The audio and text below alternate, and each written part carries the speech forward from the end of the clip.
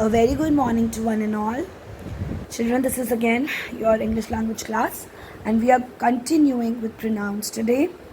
Children, in our last classes, we have seen what is a pronoun. Okay, a pronoun is a type of word that takes the place of a noun, right? Then we studied under types of pronouns, we studied personal pronouns. These pronouns are used in place of the person or people that we are talking about, and in that we have seen first person, second person, and third person.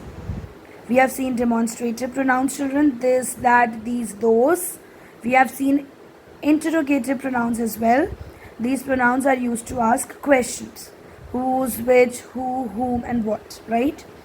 Now children, this is the last type of pronoun we are going to study today, and this is reflexive pronoun.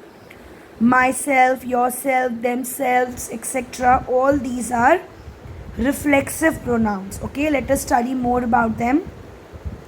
Reflexive pronouns are used when a person or thing is referring to the same person or thing. That means the subject of the sentence and the object of the sentence are same, children. Alright, these are part of personal pronouns and they end with self when singular or selves when plural. Okay, let's see. For example, myself, yourself, himself, herself, itself. These are used for singular now pronouns, and plural ourselves, yourselves, themselves. Let us see them in the form of a sentence. I prefer to work by myself. Kevin sent himself a message. Okay. Reflexive pronouns are words that end in self when in singular form and selves when in plural form, and are only applied whenever the subject and the object of a sentence are similar. Okay, like I did it by myself. Children, here is a list of reflexive pronouns: myself, itself, herself, yourself, himself, yourselves, themselves, and ourselves. Okay, let us see it in the form of an example here. Children, in the first picture, Clary is looking at Aisha. Here, the subject is Clary and object is Aisha. So, the subject and object are different.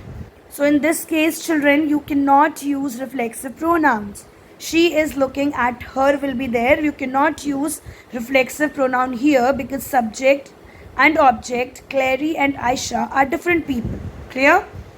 In the second example, Clary is looking at Clary. Children, you can see it in the mirror. Clary is looking at herself in the mirror. So here the object and the subject are same. Clary. So here you can use a reflexive pronoun. She is looking at herself. Got it? Yes.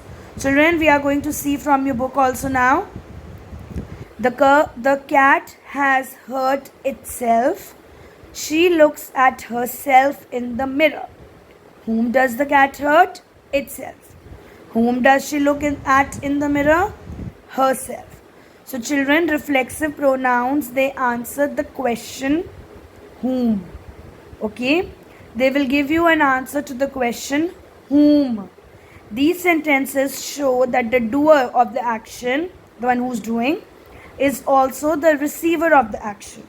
In other words, the object of the verb refers to the same person, animal, or thing as the subject.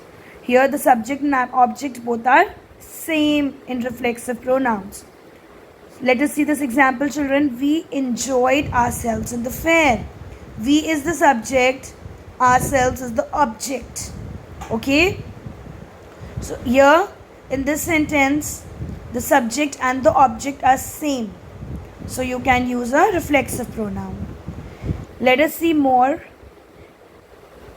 Here, ourselves refers back to the subject we.